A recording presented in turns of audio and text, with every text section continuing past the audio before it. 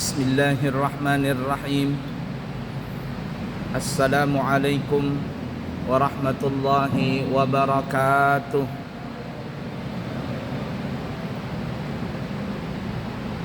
Alhamdulillahi rabbil alamin. Allahumma fasalli wa sallim ala sayyidina wa nabiyyina wa maulana Muhammadin sayyidil anbiya'i wal mursalin wa ala alihi wa ashabihi wa azwajihi wa dhurriyyatihi wa man tabi'ahum bi ihsanin ila yaumiddin, amma ba'du. Bapak Ibu para jamaah sekalian yang disayangi Allah dan dicintai Allah, sebelum kita melanjutkan pelajaran kita, kami keluarga besar Pondok Pesantren Al-Islami Nurul Anwar Amburawang Darat siap menerima santri baru ajaran 2025-2026 dari tingkat SD, SMP, SMA, Ula, Ustadz dan Ulia. Dan juga kami memberikan pelajaran gratis kepada dua golongan santri. Yang pertama santri anak yatim, dan yang kedua adalah santri keluarga du'afa.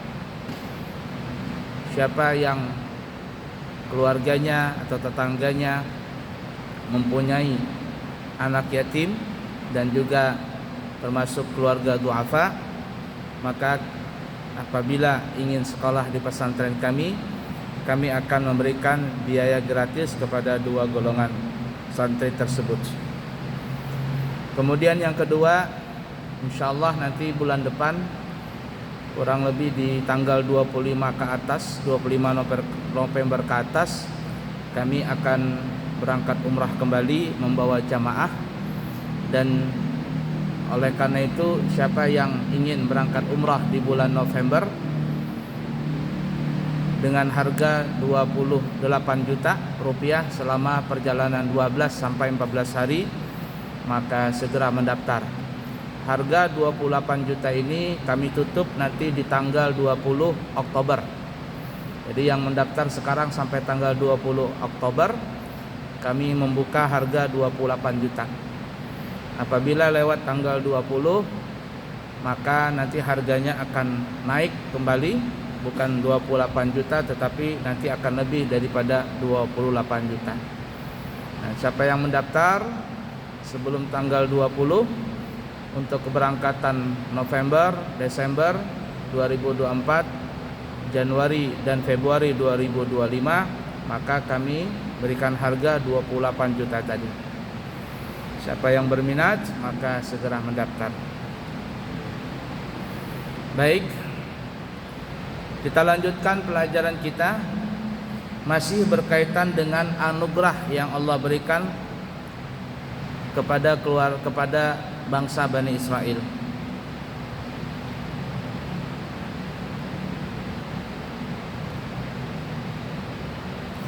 Pada pertemuan yang lalu kita menceritakan tentang al-manna wa salwa.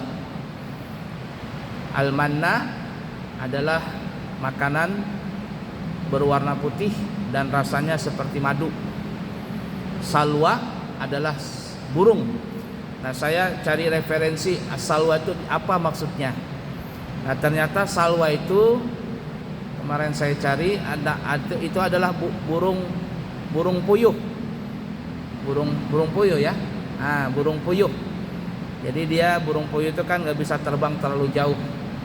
Nah, salwa itu bahasa kitanya adalah burung puyuh.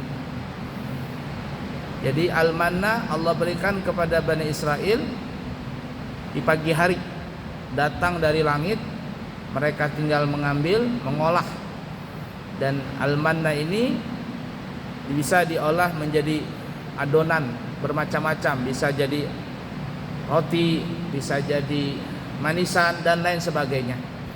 Dan apabila dimakan oleh Bani Israel walaupun sedikit, maka itu cukup mengenyangkan sampai sore hari.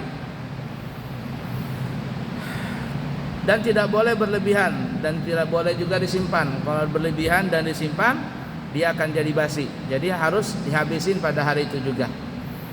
Kemudian sore harinya mereka diberikan as-salwa, yaitu burung puyuh ya. Salwa itu saya lihat kemarin adalah namanya as-salwa, itu burung puyuh. Nah, burung puyuh ini tinggal ditangkap, disembelih, mereka jadikan makanan untuk di malam hari. Setiap hari seperti itu selama 40 tahun namanya. Kemudian itu kan makanan tuh ya, makanan pagi, makanan malam. Kemudian bagaimana minum mereka? Minuman mereka bagaimana? Padahal kan di padang pasir nih. Nah, disebutkan dalam cerita kisah Israiliyat ini, dalam kisah kitab Qisasul Anbiya, Al-Imam Ibnu Katsir mengatakan untuk kebutuhan air minum mereka memperoleh dengan mudah, yaitu melalui tongkat Nabi Musa yang dipukulkan pada sebuah batu. Maka batu itu pun memancarkan air untuk keperluan mereka sehari-hari.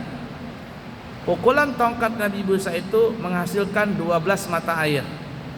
Dengan air itu mereka minum dan memberi minuman binatang-binatang ternak mereka.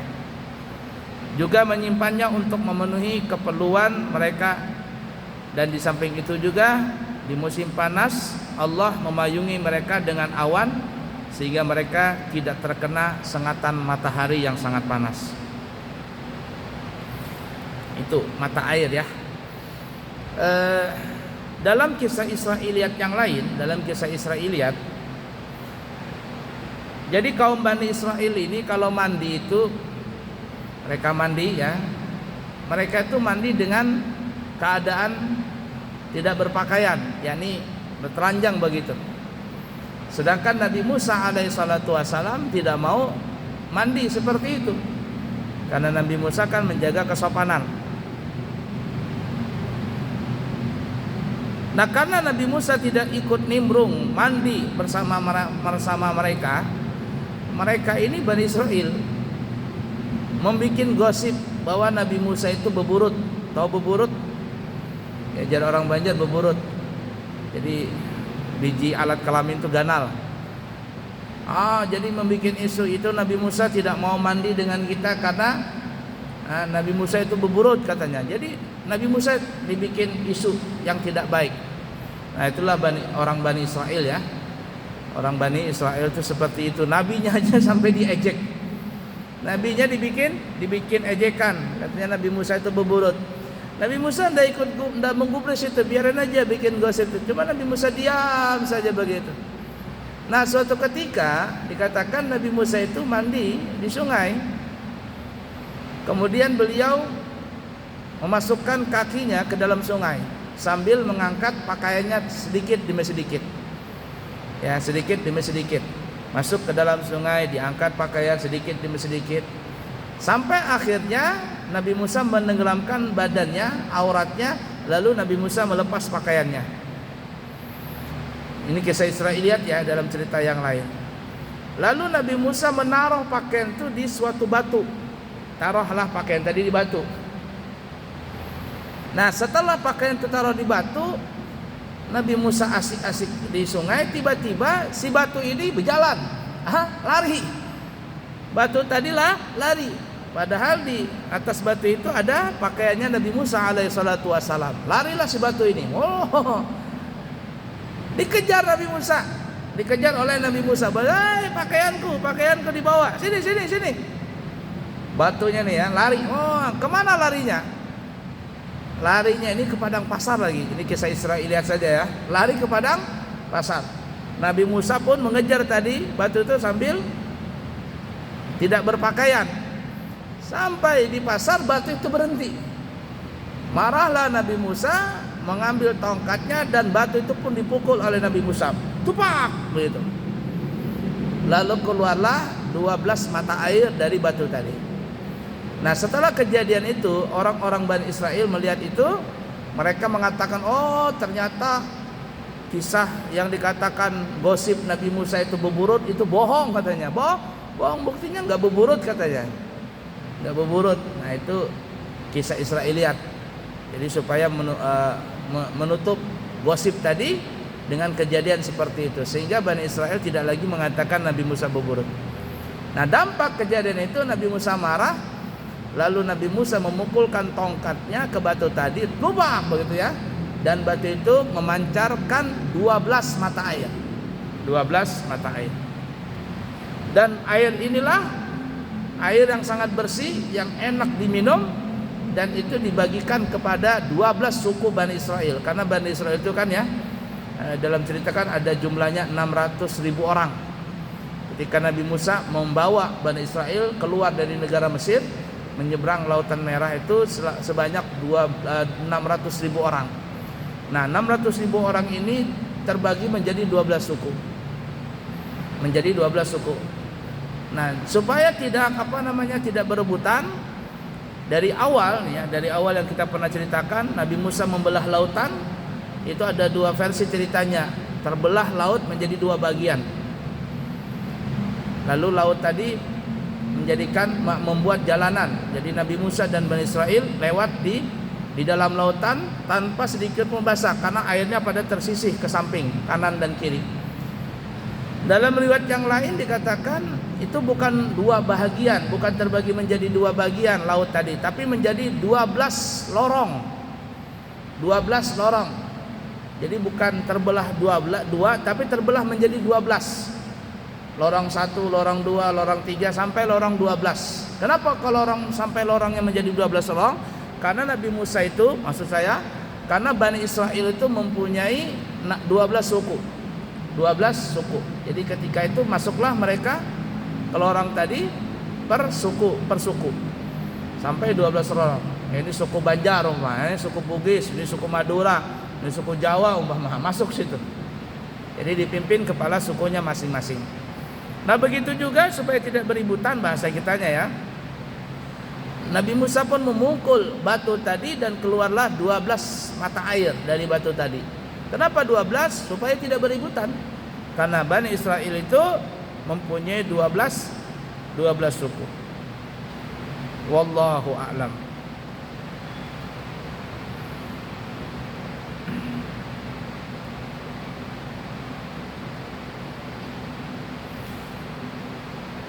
Dan ada saya melihat di video ya di YouTube, batu ini atau 12 mata air ini sampai sekarang masih ada itu. Sampai sekarang itu airnya masih ada, memancarkan 12 mata air. Diperkirakan itulah batu atau lokasi yang pernah Nabi Allah Musa alaihissalam memukul batu tadi. Sampai sekarang masih ada.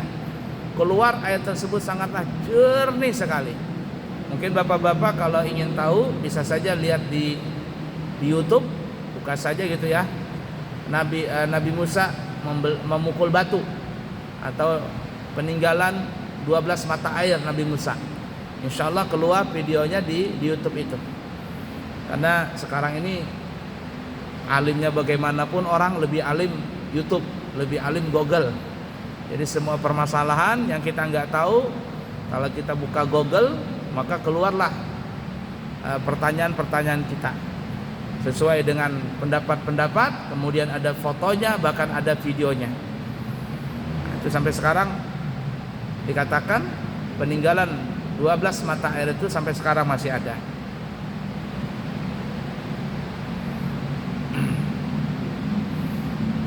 Nah, begitu banyaknya Allah Subhanahu wa taala memberikan anugerah kepada Bani Israel.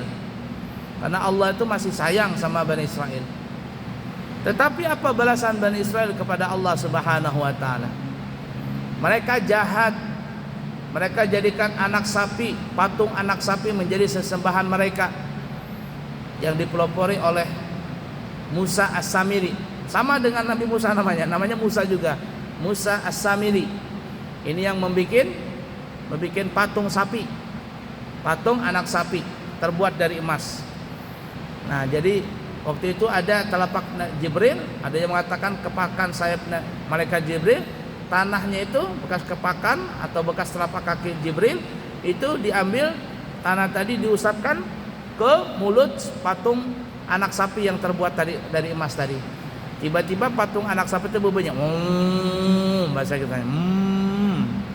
Lalu Musa Samiri mengatakan, ngapain kalian Bani Israel?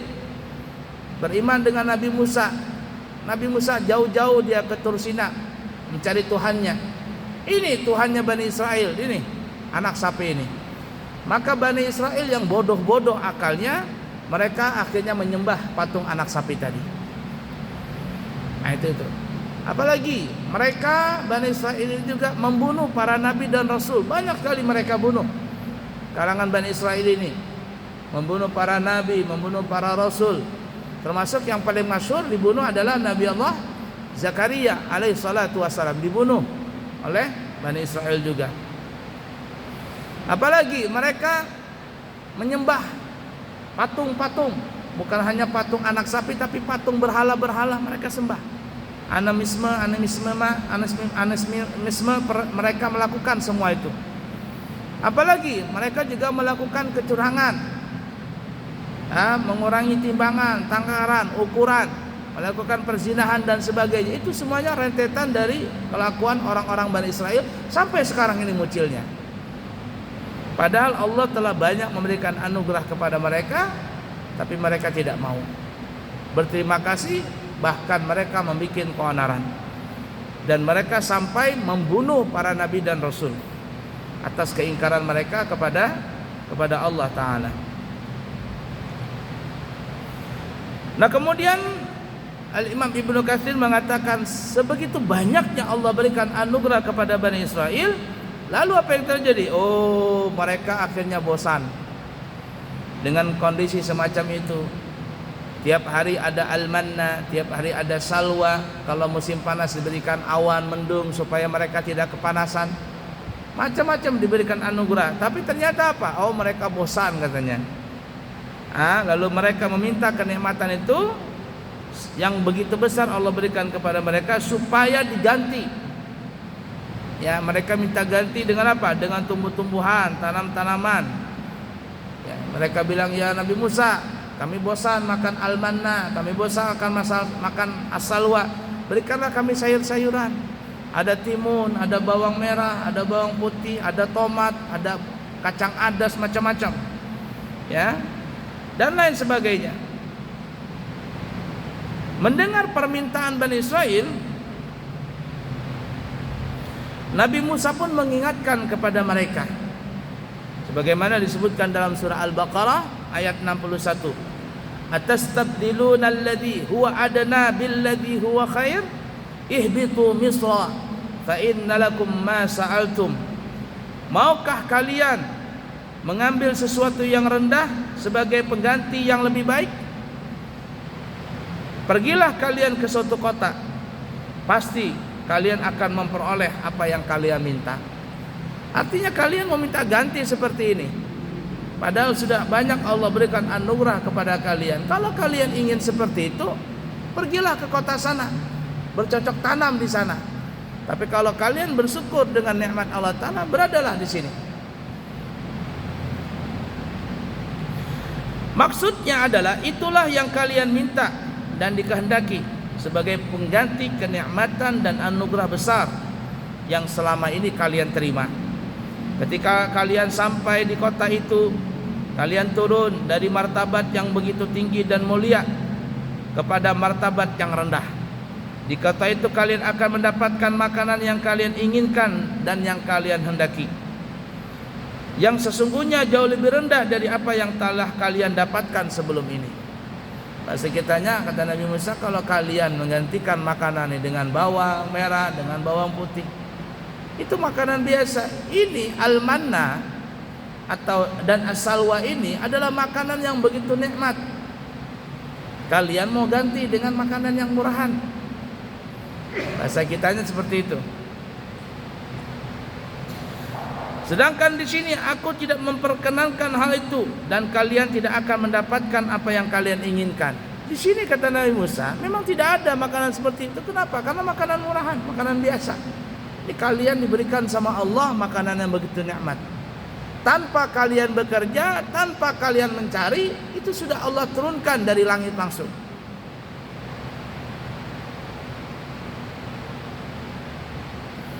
Nah, kenapa seperti itu? Karena memang Bani Israel ini tidak pandai bersyukur.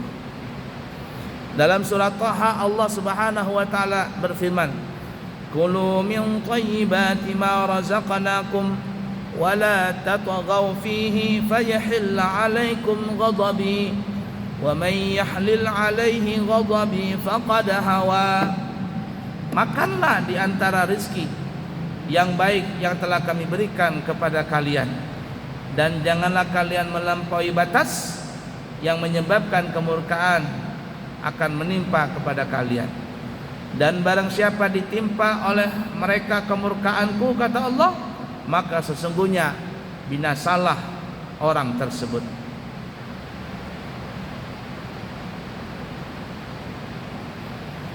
Dan dalam sambungan ayat yang berikutnya, wa inni laghaffarul liman taba wa amana wa amila salihah tsumma ihtada.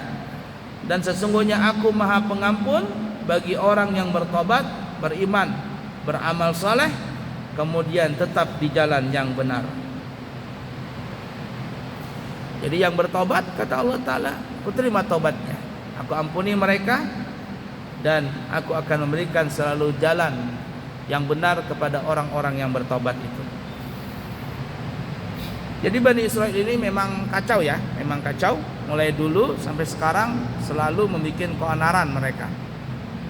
Tetapi walaupun begitu, Allah Subhanahu wa taala memberikan anugerah kepada mereka begitu banyak. Sampai sekarang kita ini yang kita lihat, orang Israel itu, orang negara Israel sekarang ini Masya Allah, mereka punya tentara, katanya termasuk tentara yang kuat di dunia ini. Ya, kemudian apa? Produk-produk yang berkaitan dengan Israel itu sangat bagus kualitasnya. Kita lihat saja ya produk-produk yang ada di sekitar kita, baik itu makanan atau pakaian atau apa sajalah yang berkaitan dengan sahamnya masuk ke Israel, itu memang luar biasa ya, kualitasnya baik, entah bagaimana seperti itu. Itulah yang Allah berikan anugerah kepada Bani Israel. Tetapi anugerah yang Allah berikan seperti itu sampai sekarang ini mereka gunakan anugerah tadi untuk menghancurkan negara-negara yang tidak bersekutu dengan dia, apalagi yang berkaitan dengan agama Islam. Nah, kita saja terkadang nggak sadar itu memiliki produk-produk makanan tersebut yang notabene-nya kalau kita beli produk tersebut, kita beli makanan tersebut, beberapa duit kita masuk kepada saham mereka, dan saham itu dibelikan senjata, dibelikan bom, dibelikan rudal, lalu menembaki orang-orang Islam yang ada di sekitar mereka. Itulah ketidaksyukuran orang-orang Bani Israel mulai dulu sampai sekarang ini. Bahkan dikatakan juga ya, perempuan Israel itu memang cantik-cantik ya, cantik-cantik orang-orang Israel itu. Begitu juga kecerdasan mereka itu memang luar biasa. Orang-orang Israel itu memang segi kecerdasan mereka itu ibarat kata di atas daripada rata-rata orang pada umumnya. Itu anugerah yang Allah berikan kepada Bani Israel sampai sekarang ini kita lihat. Kalau kita melihat penyanyi-penyanyi di Arab sana, ya penyanyi orang Lebanon, orang mana begitu, kita kira kita itu orang Islam, ya karena bahasanya bahasa Arab. Ternyata bukan orang Islam, itu orang Yahudi itu. Orang Yahudi, cantiknya luar biasa memang. Ya, kenapa? Karena ada ulama yang mengatakan gini ya, Siti Sarah itu sangat cantik luar biasa. Kalau ibarat kata nih, Allah Subhanahu wa taala memberikan 100% kecantikan kepada perempuan-perempuan yang ada di dunia ini, 50%-nya itu Allah berikan kepada Siti Sarah. Kepada Siti Sarah. Sampai-sampai yang dikatakan dalam cerita yang pernah kita bahas di sini, Nabi Allah Ibrahim ketika masuk ke negara Mesir, ini raja mendengar bahwa Siti Sarah ini cantiknya luar biasa, dan ingin direbut Sarah tadi oleh Raja Namrud dari pangkuan dari hatinya Nabi Ibrahim. Ingin direbutnya. Masuk Nabi Ibrahim negara Mesir, lalu ditanya sama tentara, raja di situ, raja Mesir pada saat itu. Ini siapa ini? Kata Nabi Ibrahim, ukhti, ini adalah saudariku. Kenapa Nabi Ibrahim berkata saudari? Maksud saudari ini saudara se-Islam. Karena kata ulama pada saat itu tidak ada orang yang beragama Islam kecuali Nabi Ibrahim dengan Siti Sarah ketika beliau masuk ke negara Mesir. Lalu dikatakan ketika mendengar Siti Sarah ini adalah saudari Nabi Ibrahim, padahal notabene-nya itu adalah istrinya Nabi Ibrahim, maka Nabi Ibrahim dipisahkan. Siti Sarah dijemput, dimasukkan ke dalam di dalam istana kerajaan untuk khusus perempuan. Si raja ingin menikahi Siti Sarah ini. Nabi Ibrahim dipisahkan. Dan kalau seandainya Nabi Ibrahim mengatakan Siti Sarah itu adalah istrinya, Nabi Ibrahim akan dibunuh oleh raja itu. Karena raja ini mata keranjang. Bahkan mata troli, bukan lagi mata keranjang, mata troli.